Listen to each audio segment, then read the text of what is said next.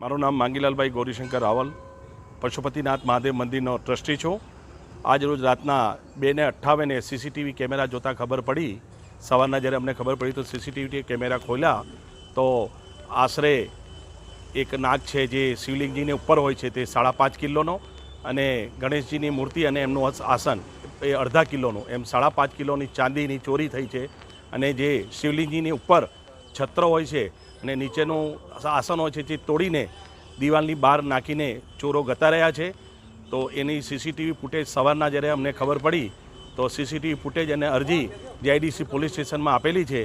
JIDC police સ્ટેશનના સાહેબોને અમારી નમ્ર વિનંતી કે પશુપતિનાથ મહાદેવ મંદિર પર પેટ્રોલિંગ વધારે અને એકાદ ચોકીદાર અહીંયા આપે એવી અરજ છે. અને આ જે ચોરી થઈ છે તેનો ભેદ જલ્દીથી જલ્દી ઉકેલવામાં આવે એવી જેઆઈડીસી પોલીસ સ્ટેશનને અમારી અરજ છે.